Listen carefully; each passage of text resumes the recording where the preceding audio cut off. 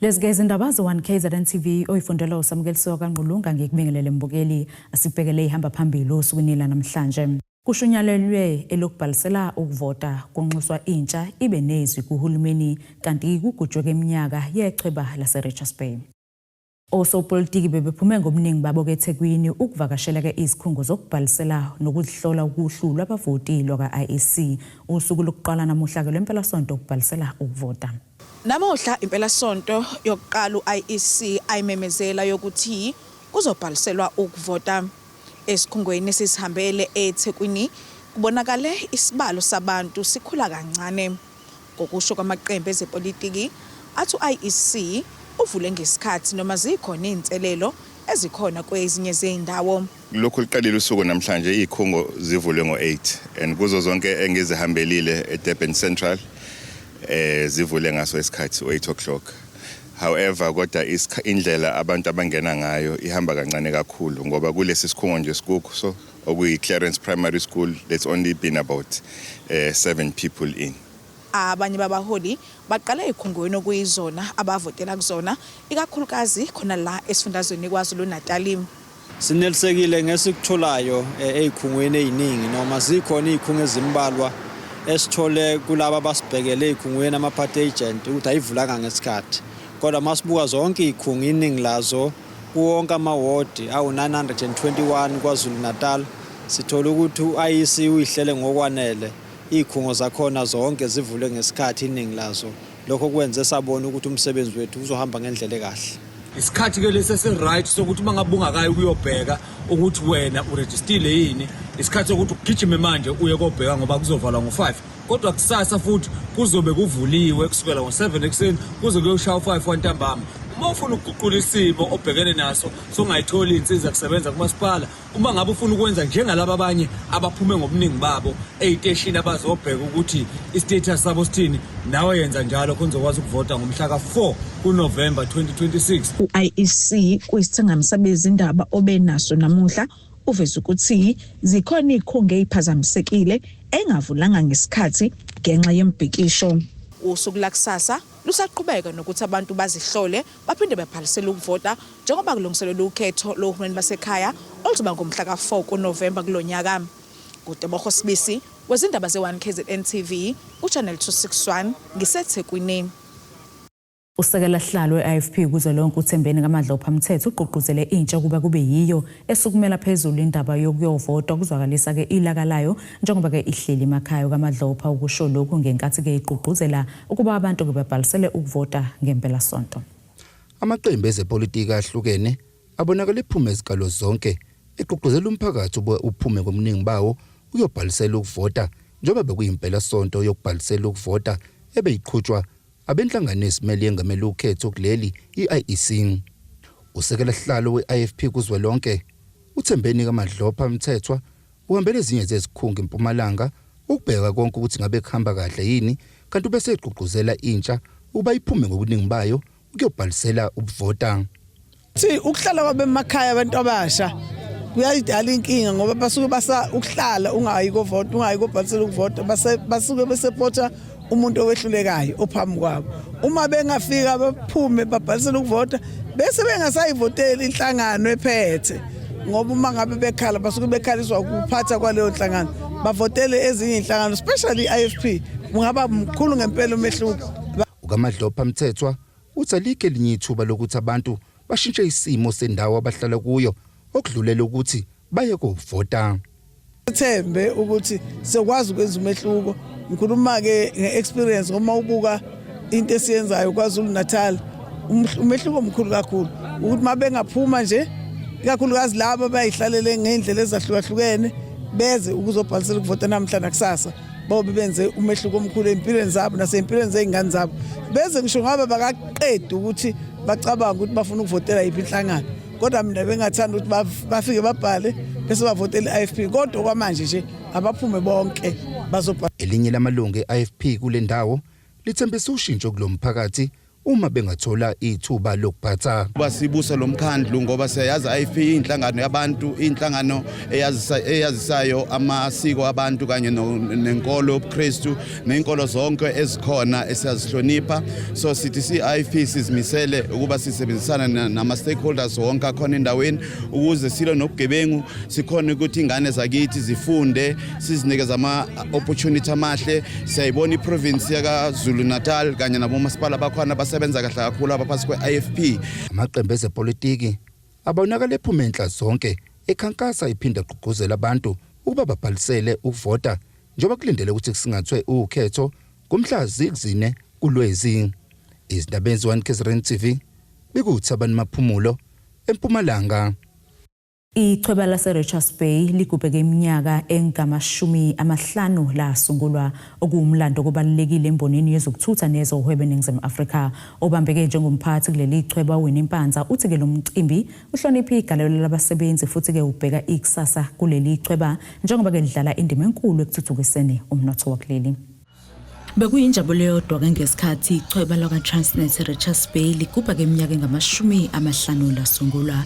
Lo mcimbi ubuhlanganisa abasebenzi kanye ke nalabo ababesebenza ngaphambilini kuleli chweba, abaphathi kanye nezinye izihambeli bezobungaza umlando walo kanye negalelo eliqhubekayo emnothweni waseNingizimu Afrika. Osabambeke njengomphathi wechweba laseRichards Bay uWinnie Mpanza uthi bajabule kakhulu ngebanga sebelihambile kuleminyaka engama-50. Uthi leli chweba seliphenduke isizinda esibalulekile kwezohwebo nezokuthutha ezweni. Sichweba laseRichards Bay sijabule kakhulu ngalo mcimbi owenzeka namuhla. Si celebrate 50 years sichweba livuliwe. Sijabule kakhulu because we are looking back, sibuka ne contribution eyenziwe obaba bethu omkhulu bethu who were here ngenkathi le port iqalwa. Ilento eyiyo namuhla because of their contribution as well. Siqhubeka phambili, siqhubeka nama master plan eport. Kuningi okusha okusazobonakala kwenzeke echwebeni. Ichweba lethu lisazothuthuka ngendlela emangalisayo. Umpanza uthi ke uba khona kwaleli chweba kuvuleka amathuba amaningi emsebenzi emphakathini eyakhelele leli chweba. Uqhube wathi impumelelo yalo ngeke yenzeke ngaphandle kokuzinikela kwabasebenzi abaqinisekisa ukuthi umsebenzi wenziwa ngendlela efanele usuku nosuku. Ichweba laseRichards Bay it is strategically positioned ukuthi improve economy ye-country. Siyayibona imkhumbi ingene iphume echwebeni. Siyabona futhi namathuba emisebenzi ewakhile around imphakathini surrounda ichweba. Sijabule kakhulu ukuthi si-celebrate siwumphakathi futhi osurrounde iRichards Bay. Siyabonga kakhulu abasebenzi, their loyalty, their dedication and commitment ekuthenini ichweba lihlale livuliwe liletha imkhumbi every day. Siyabonga kakhulu. Omunye abasebenzi asebenesikhathi eside kuleli chweba uNonkanyiso uthi waqala ukusebenza ngonyaka ka-1993 ngesikhathi ke imisebenzi eminingi echwebeni ibibhekwa njengabesilisa kuphela. Uthi uyaziqhenya ngokuba ke ngomunye abesifazane abavulile abanye indlela embonini. It's been an incredible journey, of course with its highs and lows, highlights and lowlights, but I've enjoyed every minute of it. One of the many advantages ukuthi abantu besifazane babengekho kakhulu ngesikhathi ngiqala mina. I was one of the lucky ones to be employed as a female in the port. But today, we've got so many female employees. They are taking charge. They are doing the work that was previously done by the males. And the biggest highlight, we've got a female port manager as of today, which is a great achievement for the port. Njengoba ke ichweba laseRichards Bay lingene eminyakeni engama-50, abaphathi bathi bazoqhubeka nokutshala imali ekuthuthukiseni ingqalasizinda, ukukhulisa amathuba emisebenzi kanye nokuqinisa ke iqhaza lalo ekuthuthukiseni umnotho wakuleli. Umndeni okaSikhosana eMatchison ogwena seNingizimu likaMthaniya ucela usizo lokuvusa kabusha isikhungo esasiwusizo kumphakathi wakule ndawo kanye ke nezindawo ezingaphandle ngokuhlumelelisa ke ngezimilo imlutha kanye nabacule ngophuzo oludakayo. Usebenzele Sikhosana uthi ke lesi sikhungo sasungula umnyeni wakhe ongasekho emhlabeni eminyakeni engama-27 eyadlula ngenhloso sokusiza imlutha ehaqwe izidakamizwa kanye ke nabacule otshwaleni. Lesi isikhungo esendaweni yaseMachisini esasilekelela imilutho ehaqwe izidakamizwa kanjalo nalabo abacule ukuphuza ulidakayo. Umndeni wakaSikhosana uthi lesi sikhungo sasungulwa ubaba wekhaya ongasekho emhlabeni ngenxa yokubona izinga labantu abadinga usizo lwalesi sikhungo kodwa bengenawo amandla. Omunye wabasunguli balesikhungo uthi bacela usizo ukuze siphinde sisebenze futhi njengoba siye ukuthatha abantu nyaka. Sesileminyaka ewu27 sisebenza kulomkhakha nakulesikhungo. Saqalwa umyeni wami ekusiqaleni kwakhe wahlaselwa isifo seaddiction yotshwala. Uma umyeni wami sehlaselwe iaddiction yotshwala wabese ke kwacaca ukuthi ngenxa yokuthi wayisomabhizinisi la wendawo ngingasakwazi umsebenzi ukuthi manje uqhubeke. Wasahamba ke sayofuna irehab wayithola le eMpumalanga endaweni ekuthiwa isePiet Retief. Yilapho ke yena alashwa khona. Uma eqeda ukulashwa umyeni wami wabe sekunquma ukuthi ngoba bamfundisile ukuthi lesifo uze uyofa unaso, okusho ukuthi yena empilweni yakhe ukuze naye asizakale kufunekela lo msebenzi awenze ukusiza abanye abantu abasenkingeni. Uthi inhloso ukuthi abantu bangakhokhi imali enkulu emarehab. Siza ukuthi bangakhokhi izimali ezinkulu njengoba siyesibone endaweni koma private rehab uthi kokwane wathi ufuna ukuzosiza abantu abantulayo abangathathi intweni. Ngokunjalo ke wanquma ukuthi asebenzelane nohulumeni bamsize kusizwane ukuze ukwazi umphakathi ukusiza. Uthi ucela uhulumeni abalekelele lesikhungo singashabalali. Othisha bayasizakala la, amanesi ayasizakala la, izingane ziyasizakala la. Ayikho into uhlobo lwabantu umlungu yindiya asikhethi bayasizakala kule rehab. Ngokunjalo ke bengicela ukuthi uhulumeni asize ngoba umyeni wami sewashona. Manje angilekelele angisize ngendlela angisiza ngayo ukuthi lokhu ayekuqalile kungabe sekuyaphela kodwa nginaloko bangilekelele lesi sikhungo singapheli size sisetshenziswe izizukulwane nezizukulwane. Wasizakala kulesikhungo naye unxusa usizo ukuthi sivuswe sisebenze. Nami ke ngike ngangena ke idakamizweni iminyaka ewu13 ngasizakala ke kule ndawo ngo2022. Mhlanje ke besizocela ke kumphakathi noma kwiKwaZulu Natal yonke ukuthi kwazi ukuthi isilekelele abangakwazi ukuthi baxhase irehab ivuke ibe yintsha iqhubeke isize abantu bakithi. Kwabafisa ukulekelela bangashayela le nombolo engizansi. Lumbiko benwethulela uZamando Sicele wezindaba ze1 KZN TV. Ngisemachisini. Asithishelele etolo sibe siqhubeka nazindaba zethu.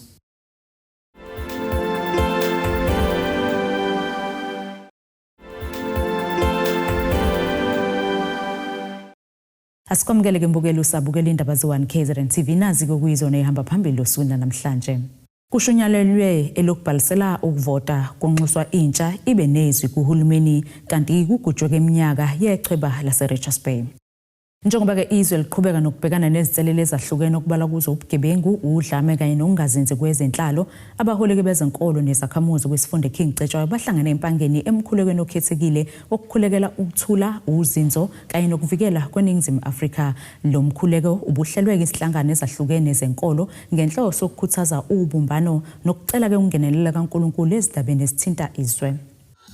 Abaholi benkolo, izihlangano zamaKristu kanye namalungu omphakathi abavela ezingxenyeni ezahlukene zesifunde King Cetshwayo bahlangene empangeni namuhla emkhulekweni omkhulu okukhulekela ukuthula, ukuvikelwa kanye nokuzinza kweNingizimu Afrika.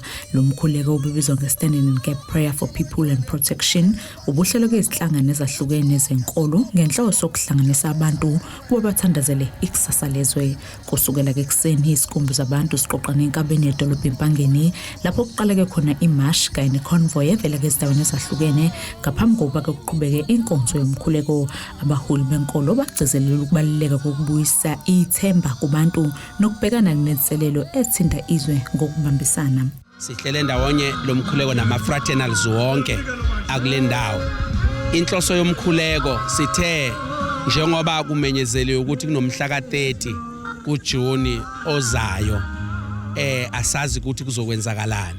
Kodwa ke thina okwethu okuwumkhuleko wethu ukuthi konke okuhlelwayo uNkulunkulu asisize ukuthi kube nokuthula. Esikufisayo ukuthi kungabikho udlame. Esikufisayo ukuthi kungabikho umuntu olinyazwayo. Esikufisayo ukuthi kungabikho isitolo esilinyazwa nempahla ethintwayo ngenxa ukuthi siyizwe elinabantu abanothando. Izwe laKwaZulu Natal izwe eligcwele abantu abanothando nabamukelanayo. Ngakho ke lokhu siyafisa ukuthi uma kushaya umhla ka-30 kungashintsha isithombe esihle ngeKwaZulu Natal. Lo mkhuleko ubuhleleke yiThe Gap, iDamasa King Cetshwayo District, iDamasa Mhlathuze kanye neKing Cetshwayo District Christian Council. Abahleli bathi ke isidingo sokukhulekela izwe siqhamuke ngenxa yokwanda kwesicelelo okubalwa kuzo ubugebengu, kusetshenziswa kwezidakamizwa, udlame kanye nokwehla kwesimilo emphakathini. Wakhuluma kimi uNkulunkulu ngihleli nje ngomhla ka-30 ukuthi kunento embi ezokwenzeka ngomhla ka-30 before ufike na after umhla ka-30. So wangitshengisa ke uNkulunkulu i-convoy impangeni nje kahle kahle national into bekufanele yenzeke national. Siyamkhola uNkulunkulu ukuthi ngalomkhuleko sekwenzekile, kuzoba nokuthula ezweni lethu, kuzoba ne-protection, akukho gazi elizochitheka, akukho nje ubungozi obuzokwenzeka, akukho poison ozoqhubeka usebenza ubulala abantu bakithi, ukuthula nje kuphela esokukhulekela ezweni lethu. Sibonga ukuthenjwa uNkulunkulu siyimpangeni nabafundisi basempangeni kuba kulomkhuleko ke kunxiswe izakhamuzi kuba zingagcini nje ngokuthandazela izwe kuphela kodwa futhi zibe ingxenye yezixazululo ezoletha ushintsho oluhle emphakathini yazo. Baphinde bagcizelela ukubaluleka kobumbano phakathi kwamasonto nezinye ke izinhlaka zomphakathi. Siyanxusa ukuthi emphakathini yonke siqale nje khona lapha kwelakithi eMhlathuze ukuthi sengathi abaholi bamabandla bonke, chama ngithi bonke ngisho bonke, ngiyazi abanye ngenzeka lo mkhuleka bezwanga ngawo kodwa laba bezwile kakhulukazi laba bamabandla esithi ama-mainline churches bafowethu masizizwile izinto kukhona izinto ezenzekayo emphakathini asisukume phela, kungabi ngazathi nje thina sinesikhumba thick skin, into lezi ezikhona emphakathini azisithinti. Ngiyakhuthaza. Nakuba ke izicelelo ezibhekene nezimo Afrika zesekhona abebekhona kulomkhuleko bathi kubakhona ukuthi ke umkhuleko ubombanyo kanokubambisana kungaba isiqalo soshintsho oluzoletha ukuthula nokuzinza ezweni. Lusaye inkinga kudaba lamanzi ezindaweni ezahlukene endwede lokhu kugcina kwenza umphakathi ubamanqika ngokuthi ke uvote njengoba ke kubhekwe okhethweni iziko lezindaba lihambeleke izindawo ezahlukene kule ndawo ukubheka ke izinhlelo zentuthuko ezenzeka phakathi kuka-2021 kuya ku-2026. Avela valeka amanzi. Avela valeka sahlala singenawo amanzi salinda ukuthi ayafika lutho sagcina sesicela kumaVatirikani. Leli iphimbo lamanye amalungu omphakathi aka-Ward 15 nemzokhulayo endwedwe elikhala ngokuswela amanzi kusukela ngo-2021.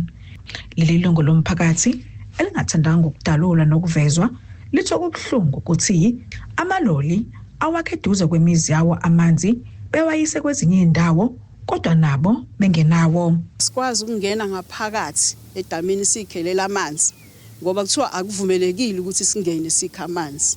Fanele sicele emotweni esithelile.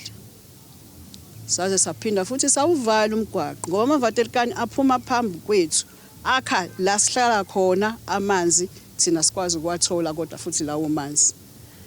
ODA lo masipala uthi lembe ihlulekile umphakathi ngodaba lwamanzi. Sokuthi ke ku-issue yamanzi ke hayi ilembeke lisilethe down. Kuze kube manje akukhulu ukuthi yabo njengoba kuqala ubusika kuyoqala ubusika manje problem enkulu ngoba abantu ehlobo kuba ngcono ke bayakwazi ukuyiphilisa ngemfula kunemvula amanzi abanye bayizame ukuthi bathenge oJojo tank yabo mase qala ubusika ke it's why iproblem iqala ke ngoba ayadayiswa then bahluleka bona laba baphethe belembe kusupplier ukuthi bakwazi ukumonitor yonke into. Ayikho nje iplan ukuthi mhlambe ka Ward 6 la ngihlala khona ngosuku oluthile definitely abantu they must know ukuthi kuze Vatican izothela amanzi ifikela ngesikhathi esithandayo abanye abekho nakho ukuthi abantu amanzi kuthiwa abantu ababeka imphongolo for yonke lesisikhathi lesi fanele bathelelwe emphongolweni umuntu ubeke lapho inhlanzeko lapha ayikho kusho ukuthi nje vese nje umasipala weLembe kwawona kuqobo uyahluleka ukwenza umsebenzi okuyona okufanele uwenze ngendlela. Umeya echaza ngodaba lamanzi uthi kwanda komthamo wabantu beza eNdwedwe kungezinye izinto ezidala ukuthi kube nenkinga yamanzi. Indwedwe umuyibuka indawo enentaba kakhulu and ukushoda kwamanzi nokuphampa kwamanzi kwenza aphaphele endaweni ezisentabeni kwenza kube nzima kakhulu kodwa zikhona inhlelo iLembe lilethile njengamanje esizenzayo on the ground ekutheni sikwazi ukuthuthukisa okuphinde kukhathaze lamalungu omphakathi eindawo ezahlukene ukuthi kufika incwadi kuthiwa banezikweletu kodwa bengenawo amanzi emagcekeni abo. Ama-meter esinawo ama-prepaid sagcina sithenge amanzi esingazange size sikwazi ukuwadla ngoba amanzi avela anqamuka. Manje izikweletu kodwa inyanga nenyanga isikweletu siyakhula. Isikweletu ongasazi ukuthi esani ngoba phela amanzi okade waphuza kade ewu-prepaid. Lesi sikweletu esilokhu sinyuka inyanga nenyanga esani kuze kube yimanje. Ngiyabona njengamanje nje khona esingenile sika May. Ngilindele ukuthi June sizongena futhi siyanyuka. Umasipala wesifunda iLembe yiwona osingethe udaba lamanzi komasipala abahlukene nokubalwa eKwaDukuza, eKwamaphumulo, iseMandeni kanjalo naseNdwedwe. Umeya uchaza kabanzi ngalezi inkinga zesikweletu. Iqiniso ukuthi i-billing system yaseLembe ibinazo inkinga. Kodwa kuthe mangena umeya khona njengamanje cishe ngesikhathi enyakeni emibili edlule iLembe lenze uhlelo lokusulwa kwezikweletu zabantu. Lathi wonke umphakathi awuze ngaphambili inkinga ke sibhekene nayo umphakathi uma kufika lolu lwazi abantu bayahlala nje nezinkinga ababhekene nazo. iLembe lihambelamba la identify ke inkinga ukuthi i-billing system yaseLembe ayikho right khona la kuneyinkinga khona. Linxusa wonke umphakathi especially ongaphunyelwa amanzi ukuthi beze ngaphambili eLembeni wani bezobhalisa uhlelo le-indigent ukuthi abantu abangathathi intweni iLembe lizokwazi ukubanika so many liters of water ngosuku mahala noma ngenyanga mahala abantu abezi ngaphambili kodwa futhi nalo uhlelo lokusulwa kwezikweletu abantu bayahlala nje namabhili abawathola eLembeni bengayiko engage iLembe ukuthi cha nanke ibhili siyithola kodwa amanzi asiwathola ngoba iqiniso ukuthi ukuba nemeter kwakhona kukodwa kune tariff yawo iLembe licharger so that is why ubona kulokhu kunezikweletu ezilokhu iqhamuka abantu bengawathola amanzi. Ziyebo siyavuma ukuthi sekunesikhathi abanye from 2021 kodwa kulo line okhuluma ngawo kaP100 amanzi aya ngokuya ebangcono ethi usesengcono amanzi aphinda angatholakala eHazelmere umusuka ko Ward 14 koMthebeni ukhuphuke njalo uziyofika eNdwedwe phezulu emishini amanzi anezikhathi ayanqamuka wasaphumi constantly ngendlela bephuma ngayo kodwa iLembe liwuvulile ithuba lokuthi abantu abathola izikweletu noma abathola incwadi zezikweletu abazi kahle ukuthi amanzi abeze ngaphambili yikho nje sunxusa umphakathi ukuthi uma kunomuntu onesikweletu kodwa azi kahle ukuthi akwathola amanzi akayima ofisini eLembe iLembe livulile uhlelo ngokulawulwa uMeya uShanda ukuthi cha abeze ngaphambili bazokwazi ukusulela izikweletu zabo if bengawathola amanzi. Owe-IFP uthi nakuba ubuholi bokanyaka u2021 kuya ku2026 kulo masipala busebenze kahle kodwa nabo bayabona ukuthi abanalo uhlelo oluqondile lokugijimisa iLembe ngodaba lwamanzi.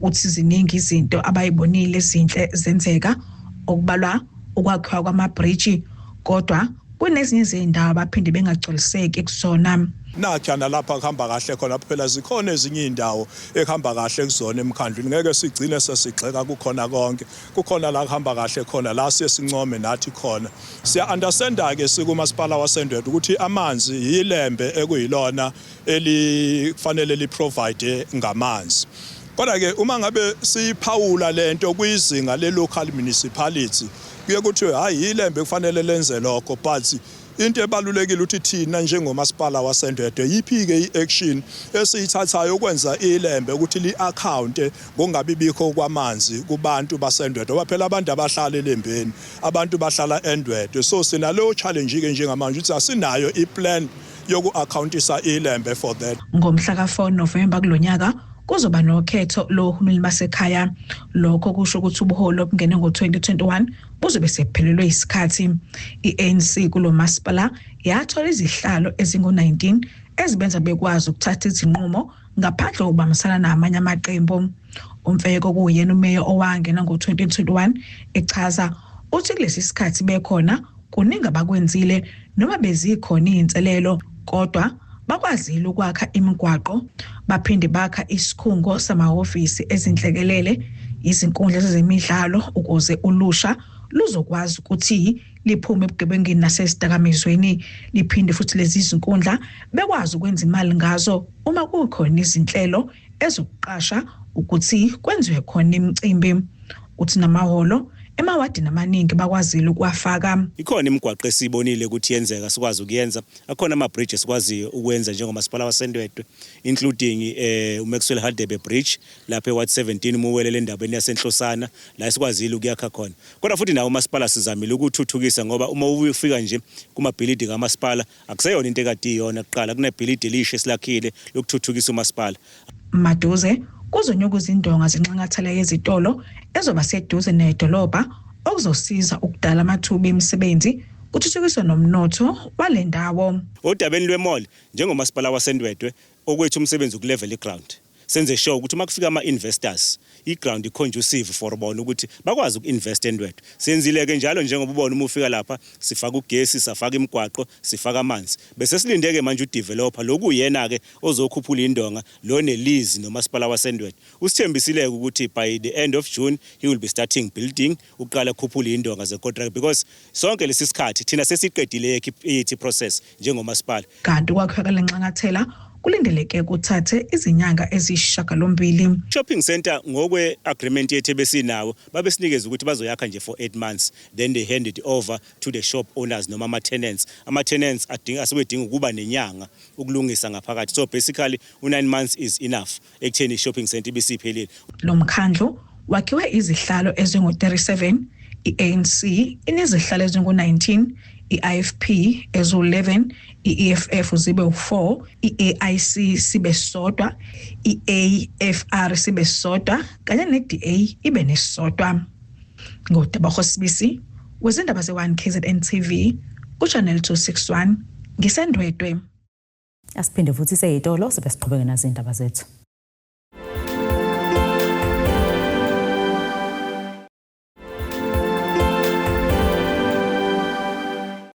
Asiphinde ke sikwamukele mbukeli usabukele zona indaba ze1 KZN TV sikukhumbuze obekuyizona behamba phambili osukwini namhlanje.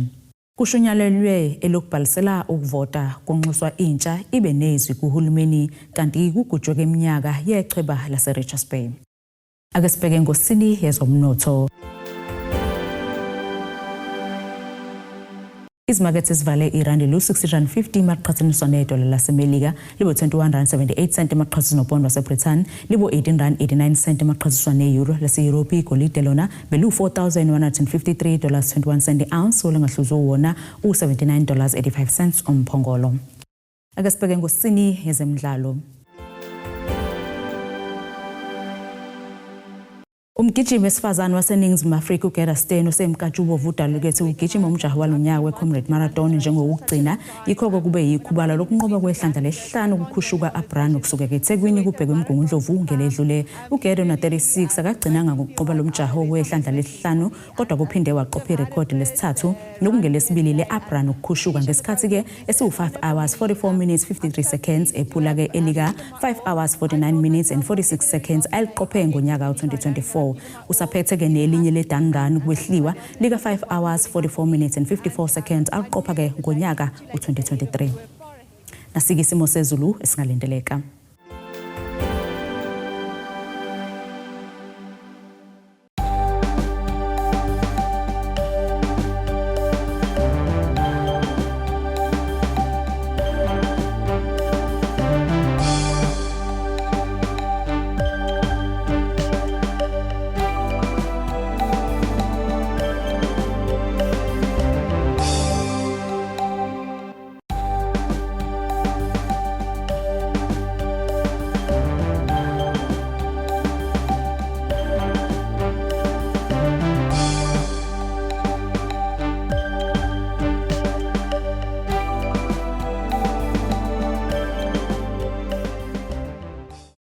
Bukeli siyaguqa bese kuphathele zona osukwini namhlanje mina nawe ke sesophinde sihlangane ngesikhathi esilandelayo nisale kahle.